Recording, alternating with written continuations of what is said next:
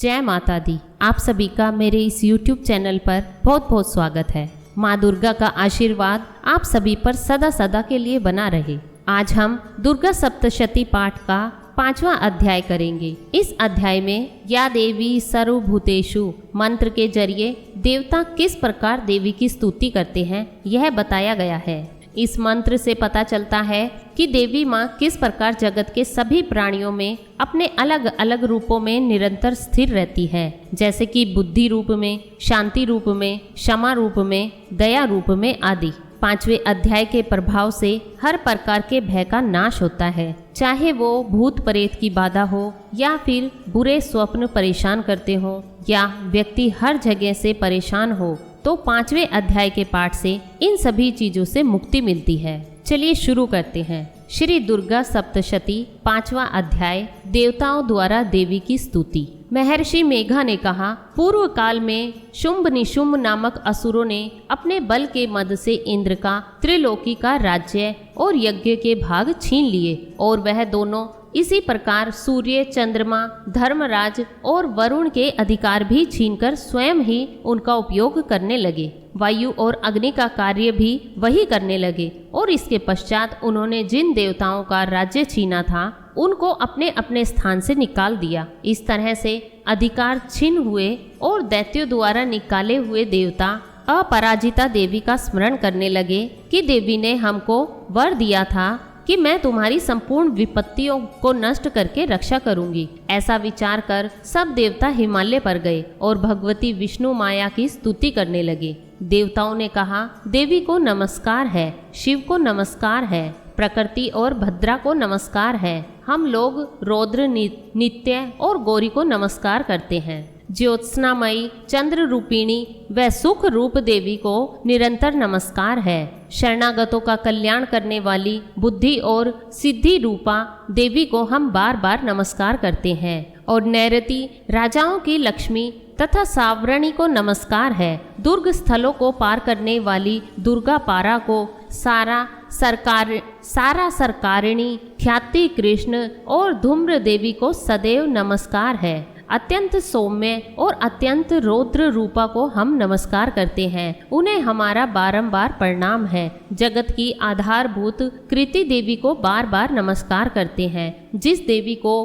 प्राणी मात्र विष्णु माया कहते हैं उसको नमस्कार है, उसको नमस्कार है, उसको नमस्कार है। जो देवी संपूर्ण प्राणियों में चेतना कहलाती है उसको नमस्कार है, उसको नमस्कार है, उसको नमस्कार है। जो देवी संपूर्ण प्राणियों में बुद्धि रूप से स्थित है उसको नमस्कार है, उसको नमस्कार है, उसको नमस्कार है। जो देवी संपूर्ण प्राणियों में निद्रा रूप से विराजमान है उसको नमस्कार है, उसको नमस्कार है, उसको नमस्कार है। जो देवी संपूर्ण प्राणियों में शुद्धा रूप से विराजमान है उसको नमस्कार है, उसको नमस्कार है, उसको नमस्कार है। जो देवी संपूर्ण प्राणियों में छाया रूप में स्थित है उसको नमस्कार है, उसको नमस्कार है, उसको नमस्कार है। जो देवी सब प्राणियों में शक्ति रूप से स्थित है उसको नमस्कार है, उसको नमस्कार है, उसको नमस्कार है। जो देवी सब प्राणियों में तृष्णा रूप में स्थित है उसको नमस्कार है,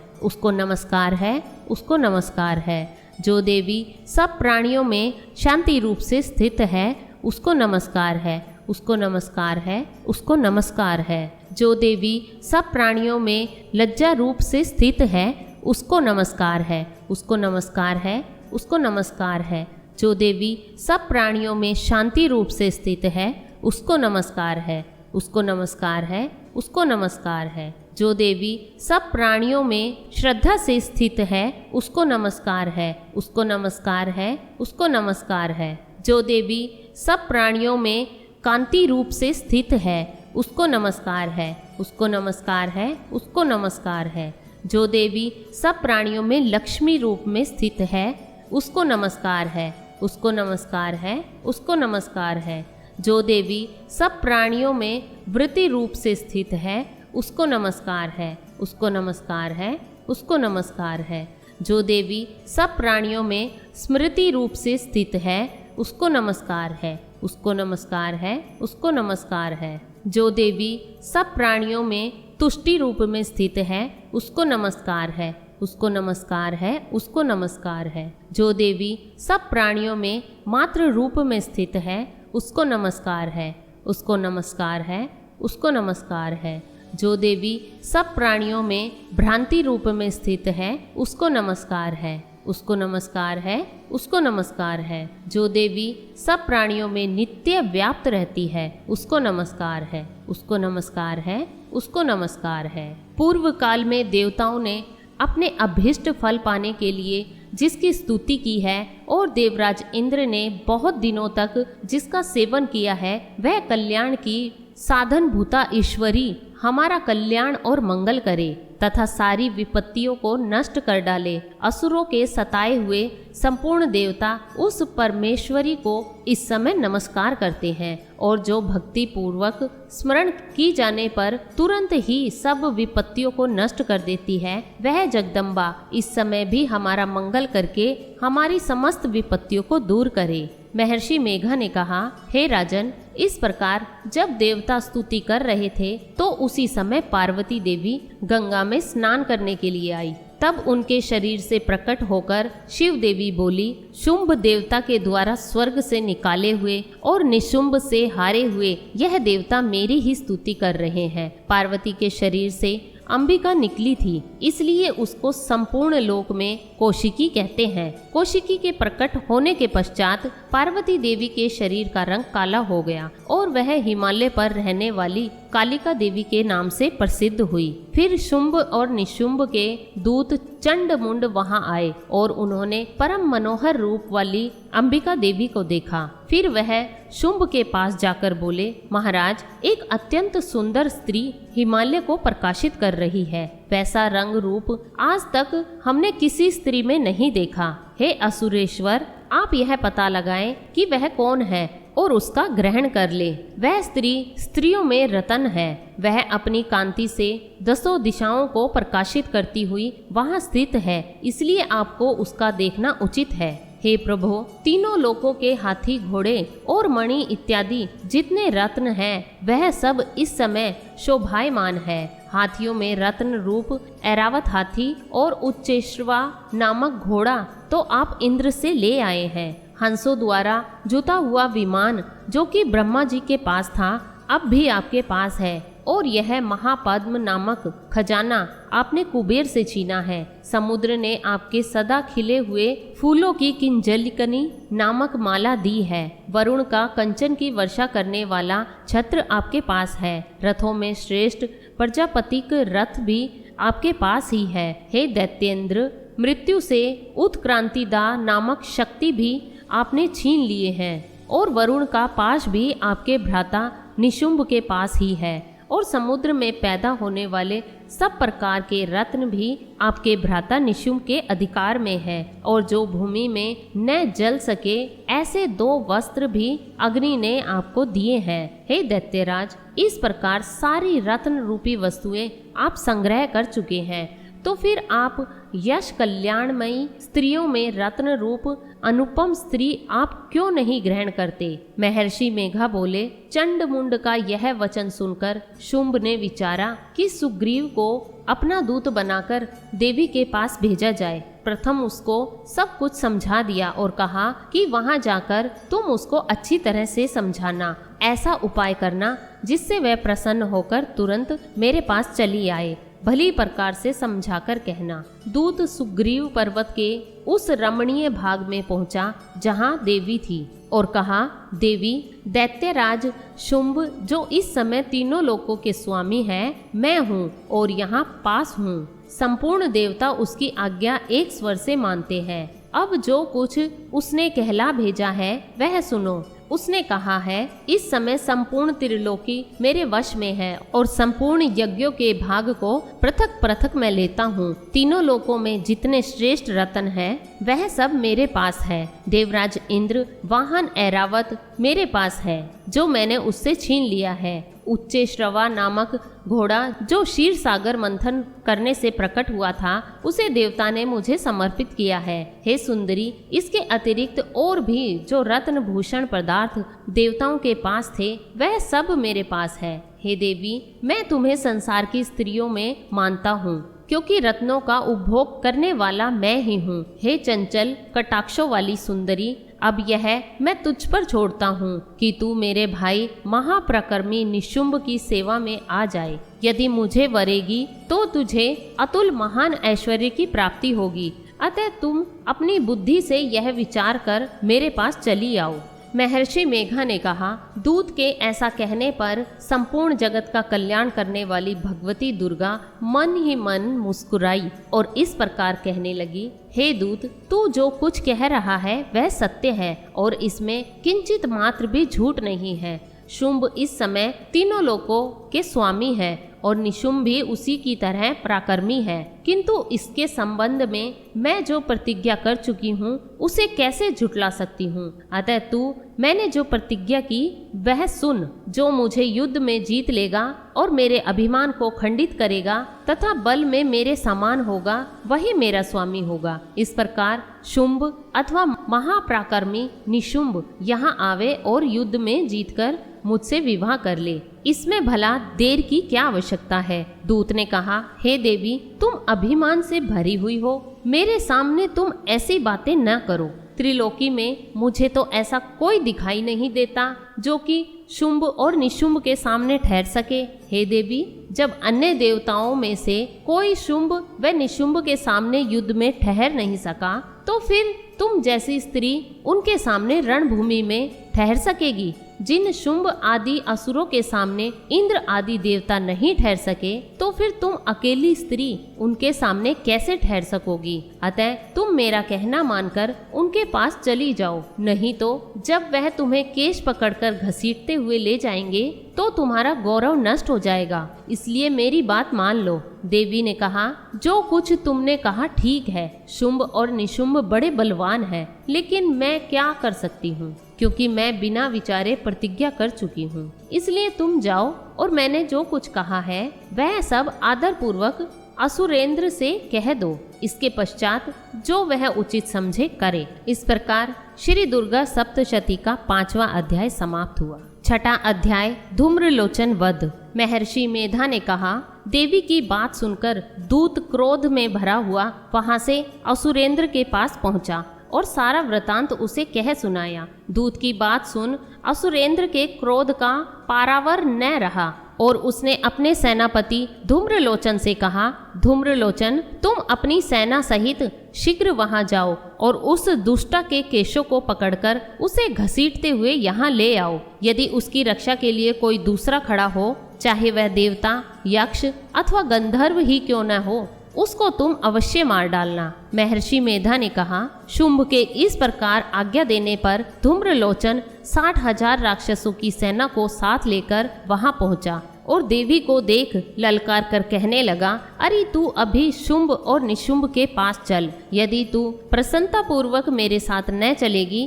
तो मैं तेरे केशों को पकड़कर घसीटता हुआ तुझे ले चलूंगा। देवी बोली, असुरेंद्र का भेजा हुआ तेरे जैसा बलवान यदि बलपूर्वक मुझे ले जावे तो ऐसी दशा में मैं तुम्हारा क्या ही कर सकती हूँ।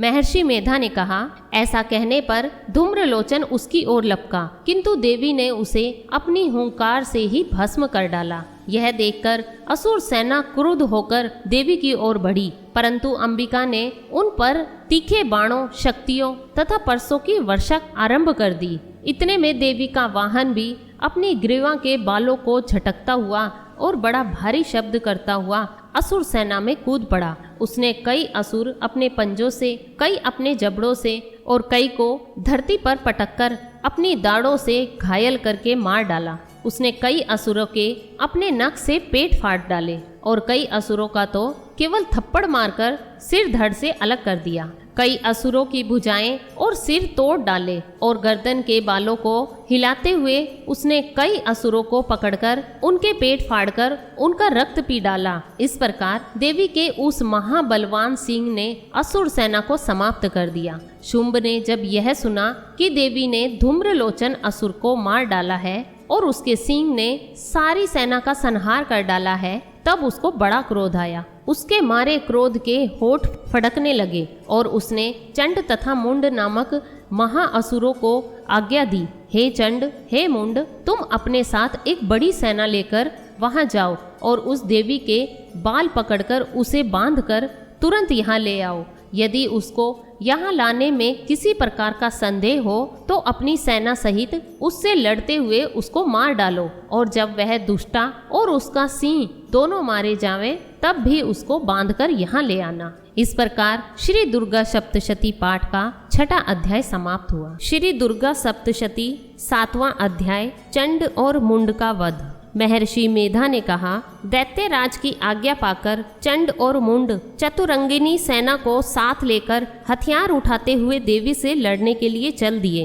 हिमालय पर्वत पर पहुंचकर उन्होंने मुस्कुराती हुई देवी जो सिंह पर बैठी हुई थी देखा। जब असुर उनको पकड़ने के लिए तलवारें लेकर उनकी ओर बढ़े तब अंबिका को उन पर बड़ा क्रोध आया और मारे क्रोध के उनका मुख काला पड़ गया।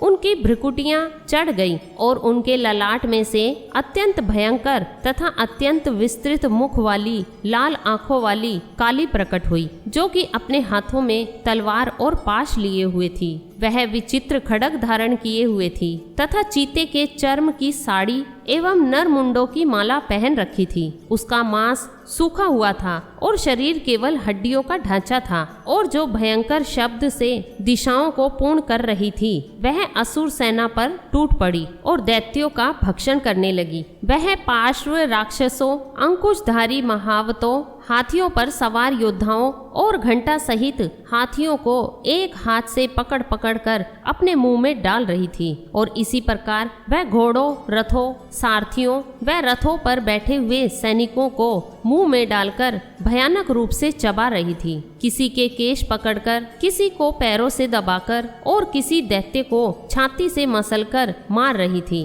वह दैत्य के छोड़े हुए बड़े बड़े अस्त्रों शस्त्रों को मुख में पकड़कर और क्रोध से भर उनको दांतों में पीस रही थी। उसने कई बड़े बड़े असुर भक्षण कर डाले, कितनों को रोंद डाला और कितनी उसकी मार के मारे भाग गए। कितनों को उसने तलवार से मार डाला, कितनों को अपने दांतों से समाप्त कर दिया, और इस प्रकार से देवी ने क्षण भर में संपूर्ण दैत्य सेना को नष्ट कर दिया। यह देख महापराक्रमी चंड काली देवी की ओर लपका और मुंड ने भी देवी पर अपने भयानक बाणों की वर्षा आरंभ कर दी और अपने हजारों चक्र उस पर छोड़े। उस समय वह चमकते हुए बाण व चक्र देवी के मुख में प्रविष्ट हुए इस प्रकार दिख रहे थे जैसे मानो बहुत से सूर्य मेघों की घटा में प्रविष्ट हो रहे हो। इसके पश्चात भयंकर शब्द के साथ काली ने अत्यंत जोश में भरकर विकट अट्टहास किया। उसका भयंकर मुख देखा नहीं जाता था।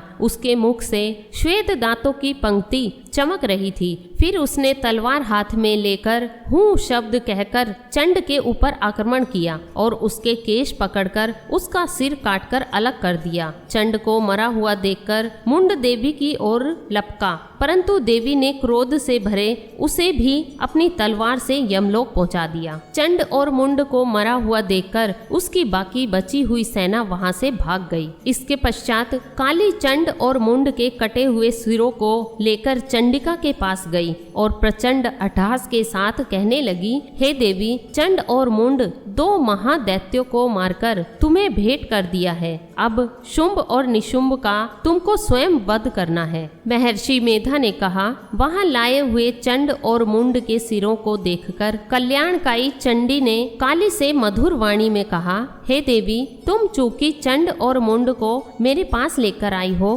अतः संसार में चामुंडा के नाम से तुम्हारी ख्याति होगी। इस प्रकार दुर्गा सप्तशती का 7वां अध्याय समाप्त हुआ। श्री दुर्गा सप्तशती 8वां अध्याय रक्त बीज वध। चंड और मुंड नामक असुरों के मारे जाने से और बहुत सी सेना के नष्ट हो जाने से असुरों के राजा प्रतापी शुंभ ने क्रोध युक्त होकर अपनी संपूर्ण सेना को युद्ध के लिए तैयार होने की आज्ञा दी। उसने कहा, अब उदायुध नामक 86 असुर सेनापति अपनी सेनाओं के साथ युद्ध के लिए जाएं और कंभु नामक 84 सेनापति भी युद्ध के लिए जाएं और कोटि वीर्य नामक 50 सेनापति और धूम्रकुल नाम के 100 सेनापति प्रस्थान करे। कालक, दोहिद, मौर्य और काल के यह दैत्य भी मेरी आज्ञा से सजकर युद्ध के लिए कूच करे। भयानक शासन करने वाला असुरों का स्वामी शुंभ इस प्रकार आज्ञा देकर बहुत बड़ी सेना के साथ युद्ध के लिए चला। उसकी सेना को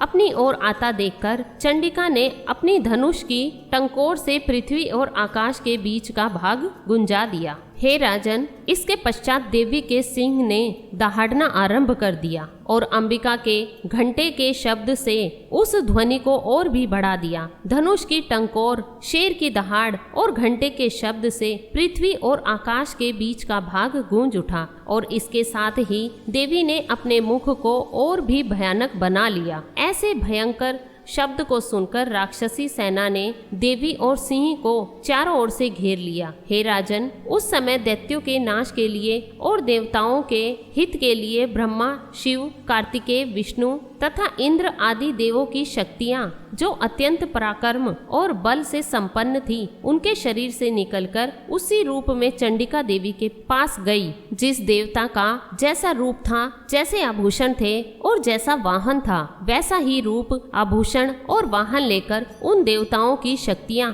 दैत्यों से युद्ध करने के लिए आई। हंस युक्त विमान में बैठकर और रुद्राक्ष की माला तथा कमंडलू धारण करके ब्रह्मा जी की शक्ति आई। वृषभ पर सवार होकर, हाथ में त्रिशूल लेकर, महानाग का कंकण पहनकर और चंद्र रेखा से भूषित होकर भगवान शंकर की शक्ति माहेश्वरी आई और मोर पर आरूढ़ होकर हाथ में शक्ति लिए दैत्यों से युद्ध करने के लिए कार्तिकेय जी की शक्ति उन्हीं का रूप धारण करके आई। भगवान विष्णु की शक्ति गरुड़ पर सवार होकर शंख, चक्र, श्रांग, गदा, धनुष तथा खड्ग हाथ में लिए हुए आई। श्री हरि की शक्ति वाराही, वराह का शरीर धारण करके आई और नृसिंह के समान शरीर धारण करके उनकी शक्ति नारसिंही भी आई। उसकी गर्दन के झटकों से आकाश के तारे टूट पड़े थे और इसी प्रकार देवराज इंद्र की शक्ति इंद्री भी ऐरावत के ऊपर सवार होकर आई। इसके पश्चात इन देव शक्तियों से घिरे हुए भगवान शंकर ने चंडिका से कहा, मेरी प्रसन्नता के लिए तुम शीघ्र ही इन असुरों को मारो। इसके पश्चात देवी के शरीर में से अत्यंत उग्र रूप वाली और सैकड़ों गिदड़ियों के समान आवाज करने वाली चंडिका शक्ति प्रकट हुई। उस अपराजिता देवी ने धूमिल जटा वाले भगवान शंकर जी से कहा, हे प्रभु, आप मेरी ओर से दूत बनकर शुंभ और निशुंभ के पास जाइए और उन अत्यंत गर्विल्य दैत्यों से कहिए तथा उनके अतिरिक्त और भी जो दैत्य वहां युद्ध के लिए उपस्थित हो, उनसे भी कहिए, जो तुम्हें अपने जीवित रहने की इच्छा हो तो त्रिलोकी का राज्य इंद्र को दे दो। देवताओं को उनका यज्ञ भाग मिलना आरंभ हो जाए और तुम पाताल को लौट जाओ। किंतु यदि बल के गर्व से तुम्हारी लड़ाई की इच्छा हो तो फिर आ जाओ। तुम्हारे मांस से मेरी योगिनियां तृप्त होगी। क्योंकि उस देवी ने भगवान शंकर को दूत के कार्य में नियुक्त किया था, इसलिए वह संसार में शिव दूती के नाम से भी विख्यात हुई। भगवान शंकर से देवी का संदेश पाकर उन दैत्यों के क्रोध का कोई आर पार न रहा और वह जिस स्थान पर देवी विराजमान थी वहां पहुँचे और जाने के साथ ही उस पर बाणों और शक्तियों की वर्षा करने लगे। देवी ने उनके फेंके हुए बाणों, शक्तियों, त्रिशूल और फरसों को अपने बाणों से काट डाला और काली देवी उस देवी के साथ आगे खड़ी होकर शत्रुओं को त्रिशूल से विदीर्ण करने लगी और खटवांग से कुचलने लगी। ब्राह्मणी जिस तरफ दौड़ती थी उसी तरफ अपने कमंडलू का जल छिड़ककर दैत्यों के वीर्य व बल को नष्ट कर देती थी और इसी प्रकार माहेश्वरी त्रिशूल से, वैष्णवी चक्र से और अत्यंत कोप वाली कौमारी शक्ति द्वारा असुरों को मार रही थी। इंद्री के बाजू के प्रभाव से सैकड़ों दैत्य रक्त की नदियां बहाते हुए पृथ्वी पर सो गए। वाराही ने कितने ही राक्षसों को अपनी थूथुन द्वारा मृत्यु की घाट उतार दिया। दाढ़ों के अग्रभाग से कितने ही राक्षसों की छाती को चीर डाला और चक्र की चोट से कितनों को ही विदीर्ण करके धरती पर डाल दिया। बड़े बड़े राक्षसों को नरसिंही अपने नखों से विदीर्ण करके भक्षण कर रही थी और सिंहनाद से चारों दिशाओं को गुंजाती हुई रणभूमि में विचर रही थी। शिवदूती के प्रचंड अट्टहास से कितने ही दैत्य भयभीत होकर पृथ्वी पर गिर पड़े और उनके गिरते ही वह उनको भक्षण कर गई। इस तरह क्रोध से भरे हुए मातृ गणों द्वारा नाना प्रकार के उपायों से बड़े बड़े असुरों को मारते हुए देखकर राक्षसी सेना भाग खड़ी हुई और उनको इस प्रकार भागता देखकर रक्तबीज नामक महापराक्रमी राक्षस क्रोध से भरकर युद्ध के लिए आगे बढ़ा। उसके शरीर से रक्त की बूंदें पृथ्वी पर जैसे ही गिरती थी वैसे ही शरीर वाला और वैसा ही बलवान दैत्य पृथ्वी से उत्पन्न हो जाता था। रक्तबीज गदा हाथ में लेकर ऐन्द्री के साथ युद्ध करने लगा। जब ऐन्द्री शक्ति ने अपने वज्र से उसको मारा तो घायल होने के कारण उसके शरीर से बहुत सा रक्त बहने लगा और उसकी प्रत्येक बूंद से उसके समान ही बलवान तथा महापराक्रमी अनेकों दैत्य भयंकर रूप से प्रकट हो गए। वह सबके सब दैत्य बीज के समान ही बलवान तेज वाले थे। वह भी भयंकर अस्त्र शस्त्र लेकर देवियों के साथ लड़ने लगे। जब ऐन्द्री के वज्र प्रहार से उसके मस्तक पर चोट लगी थी और रक्त बहने लगा तो उसमें से हजारों ही पुरुष उत्पन्न हो गए। वैष्णवी ने चक्र से और ऐन्द्री ने गदा से रक्त बीज को चोट पहुंचाई और वैष्णवी के चक्र से घायल होने पर उसके शरीर से जो रक्त बहा उससे हजारों महाअसुर उत्पन्न हुए जिनके द्वारा यह जगत व्याप्त हो गया। कौमारी ने शक्ति से, वाराही ने खड़ग से और माहेश्वरी ने त्रिशूल से उसको घायल किया। इस प्रकार क्रोध में भरकर उस महादैत्य ने सब मात्र शक्तियों पर पृथक पृथक गदा से प्रहार किया और माताओं ने शक्ति तथा शूल इत्यादि से उसको बार बार घायल किया। उससे सैकड़ों महादैत्य उत्पन्न हुए और इस प्रकार उस रक्त बीज के रुधिर से उत्पन्न हुए राक्षसों से संपूर्ण जगत व्याप्त हो गया, जिससे देवताओं को भय हुआ। देवताओं को भयभीत देखकर चंडिका ने काली से कहा, हे चामुंडे, अपने मुख को बड़ा करो और मेरे शस्त्र घात से उत्पन्न हुए रक्त बिंदुओं तथा रक्त बिंदुओं से उत्पन्न हुए महाअसुरों को तुम अपने इस मुख से भक्षण करती जाओ। इस प्रकार रक्त बिंदुओं से उत्पन्न हुए महादैत्य को भक्षण करती हुई तुम रणभूमि में विचरो। इस प्रकार रक्त क्षीण होने से यह दैत्य नष्ट हो जाएगा। तुम्हारे भक्षण करने के कारण अन्य दैत्य नहीं होंगे। काली से इस प्रकार कहकर चंडिका देवी ने रक्त बीज पर अपने त्रिशूल से प्रहार किया और काली देवी ने अपने मुख में उसका रक्त ले लिया। तब उसने गदा से चंडिका पर प्रहार किया। प्रहार से चंडिका को तनिक भी कष्ट नहीं हुआ, किंतु रक्त बीज के शरीर से बहुत सा रक्त बहने लगा। लेकिन उसके गिरने के साथ ही काली ने उसको अपने मुख में ले लिया। काली के मुख में उस रक्त से जो असुर उत्पन्न हुए उनको उसने भक्षण कर लिया और रक्त को पीती गई। इसके बाद देवी ने रक्त बीज को, जिसका की खून काली ने पी लिया था, चंडिका ने उस दैत्य को वज्र, बाण, खड़ग तथा रिष्टि इत्यादि से मार डाला। हे राजन, अनेक प्रकार के शस्त्रों से मरा हुआ और खून से वंचित वह महादैत्य रक्त बीज पृथ्वी पर गिर पड़ा। हे राजन, उसके गिरने से देवता अत्यंत प्रसन्न हुए और माताएं उन राक्षसों का रक्त पीने के पश्चात उद्धत होकर नृत्य करने लगी। इस प्रकार श्री दुर्गा सप्तशती का 8वां अध्याय समाप्त हुआ। कथा अच्छी लगी तो वीडियो को लाइक, शेयर और कमेंट में जय माता दी जरूर लिखें। मिलती हूँ अपनी नेक्स्ट वीडियो में। जय माता दी।